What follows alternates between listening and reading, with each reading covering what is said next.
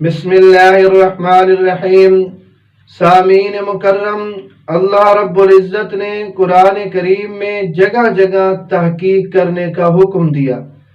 اس لیے مسلمانوں کو چاہیے کہ پہلے معاملے کی تحقیق کر لیا کریں، چونکہ آج کل سوشل میڈیا کا دور ہے۔ سوشل میڈیا پہ آئی ہوئی چیزوں کو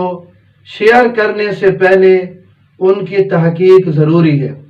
اور سب سے زیادہ احتیاط جناب رسول اللہ صلی اللہ علیہ وسلم کے اقوال اور احادیث کو پیش کرتے وقت مد نظر رکھنی چاہیے۔ آج کل جو الفاظ گردش کر رہے ہیں اور انہیں حدیث بنا کر پیش کیا جا رہا ہے کہ جس نے رمضان المبارک کے آنے کی اطلاع سب سے پہلے دی،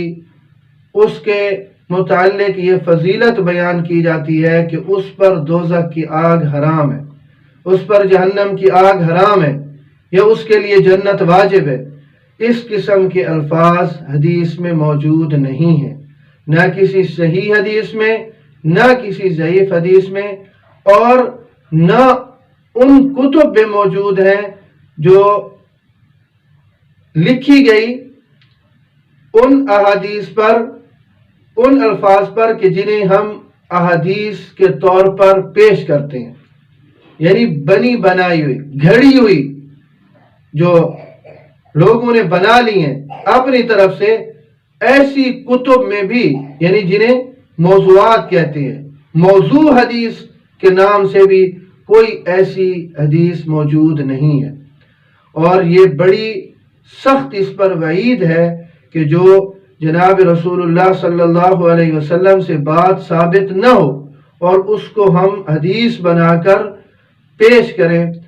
صحیح بخاری میں حضرت ابو ہریرہ رضی اللہ تعالیٰ عنہ سے روایت موجود ہے کہ من کذب علی متعمدا فلیتبوأ مقعدہ من النار، کہ جس نے جھوٹی بات کی میری طرف نسبت کی تو وہ اپنا ٹھکانہ جہنم میں بنا لے۔ حضرت انس رضی اللہ تعالیٰ عنہ سے بھی صحیح بخاری میں یہ روایت موجود ہے، من تعمد علی کذبا فلیتبوأ مقعدہ من النار۔ اس کا بھی یہی مفہوم ہے، یہی مطلب ہے۔ اور حضرت سلمہ بن الاقوع رضی اللہ تعالیٰ عنہ وہ بھی فرماتی ہیں، سمعت النبی صلی اللہ علیہ وسلم یقول من یقول علی ما لم اقل فلیتبوأ مقعدہ من النار، کہ جو بات میں نے ارشاد نہیں فرمائی اس کو میری طرف منسوب کرنا تو وہ اپنا ٹھکانہ جہنم میں بنا لے۔ اور صحیح مسلم میں حدیث پاک ہے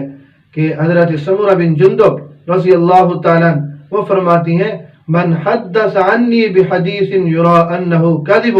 فہو احد الکاذبین، جس کا مفہوم اور خلاصہ یہ ہے کہ میری طرف غلط بات کی نسبت کرنے والا وہ خود جھوٹا ہے۔ تو اب آپ دیکھیے کہ کتنی سخت وعیدیں ہیں کہ جس نے جھوٹ کی نسبت میری طرف کی وہ اپنا ٹھکانہ جہنم میں بنا لے۔ وہ شخص جھوٹا ہے، وہ شخص مجھ پہ بہتان باندھ رہا ہے، تو یہ کتنا بڑا گناہ ہے۔ اس لیے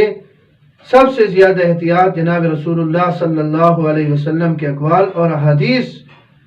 پیش کرتے وقت مد نظر رکھنی چاہیے کہ آیا اس کی تحقیق کر لیا کریں کہ یہ حدیث ہے بھی صحیح یا نہیں بھی، کسی عالم دین سے، مستند عالم دین سے،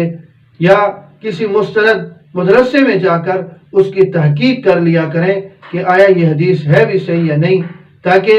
ہم اس وعید میں شامل نہ ہوں کہ آپ صلی اللہ علیہ وسلم کی کتنی بڑی سخت وعید ہے کہ فَلْيَتَبَوَّأْ مَقْعَدَهُ مِنَ النَّارِ، کہ اس کا ٹھکانہ جہنم میں ہے۔ اللہ رب العزت مجھے اور آپ سب کو دین سمجھنے کی توفیق نصیب فرمائے۔